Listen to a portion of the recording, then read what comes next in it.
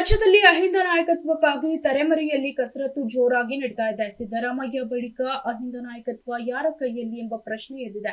AICC ಅಧ್ಯಕ್ಷ ಮಲ್ಲಿಕಾರ್ಜುನ್ ಖರ್ಗೆ ಸತೀಶ್ ಜಾರಕಿಹೊಳಿ ಭೇಟಿ ವೇಳೆ ಈ ಬಗ್ಗೆ ಚರ್ಚೆ ನಡೆಸಿದ್ದಾರೆ ಅಂತ ಹೇಳಲಾಗ್ತಾ ಇದೆ.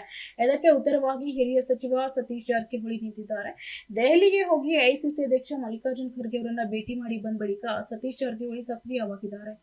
ಎಐಸಿಸಿ ಅಧ್ಯಕ್ಷ ಮಲ್ಲಿಕಾರ್ಜುನ್ ಖರ್ಗೆ ಅವರನ್ನ ಸತೀಶ್ ಜಾರಕಿಹೊಳಿ ಭೇಟಿ ಮಾಡಿ ಮಾತುಕತೆ ನಡೆಸಿದ್ರು. ಈ ವೇಳೆ ಕೆಎನ್ ರಾಜಣ್ಣ ಅವರ ಜೊತೆಗಿದ್ರು. ಇಬ್ಬರು ನಾಯಕರು ರಾಜಣ್ಣ ಸ್ಥಿತಿಗತಿ ಹಾಗೂ ಅಹಿಂದ ನಾಯಕತ್ವದ ಬಗ್ಗೆ ಚರ್ಚೆ ನಡೆಸಿದ್ದಾರೆ. ಅಹಿಂದ ನಾಯಕತ್ವ ವಹಿಸುವ ಅಗತ್ಯತೆಯ ಬಗ್ಗೆ ಸತೀಶ್ ಅವರು ಖರ್ಗೆಗೆ ಮನವರಿಕೆ ಮಾಡಿಕೊಟ್ಟಿದ್ದಾರೆ. ದೆಹಲಿಯಲ್ಲಿ ಎಐಸಿಸಿ ಅಧ್ಯಕ್ಷರ ಮುಂದೆ ಸಂಘಟನಾತ್ಮಕ ವಿಚಾರ ಮತ್ತು ಎರಡನೆಯ ಹಂತದ ನಾಯಕತ್ವದ ಅಗತ್ಯತೆಯ ಬಗ್ಗೆ ಸತೀಶ್ ಪ್ರಸ್ತಾಪಿಸಿದ್ದಾರೆ. ಸಿದ್ದರಾಮಯ್ಯವು ಈವರೆಗೂ ಅಹಿಂದ ಮತಗಳು ಚದುರಿ ಹೋಗೋದಿಲ್ಲ.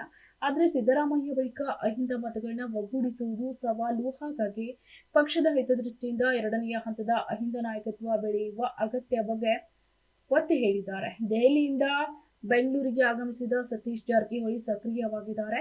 ಪ್ರವಾಸ ಹೋದ ಕಡೆಯಲ್ಲೆಲ್ಲ ಅಹಿಂದ ಸಮುದಾಯದ ಮುಖಂಡರ ಜೊತೆ ಸಭೆ ನಡೆಸಿದ್ದಾರೆ. ಈ ಮೂಲಕ ಆ ಸಮುದಾಯದ ಮುಖಂಡರ ವಿಶ್ವಾಸ ಗಳಿಸುವ ಪ್ರಯತ್ನಕ್ಕೆ ಕೈ ಹಾಕಿದ್ದಾರೆ.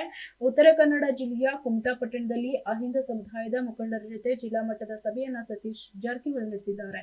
ಸಾಮಾಜಿಕ ನ್ಯಾಯ, ಶೈಕ್ಷಣಿಕ ಅಭಿವೃದ್ಧಿ ಹಾಗೂ ಉದ್ಯೋಗ ಅವಕಾಶಗಳನ್ನು ಮುಂದಿಟ್ಟುಕೊಂಡು ಚರ್ಚೆ ನಡೆಸಿದ್ದಾರೆ.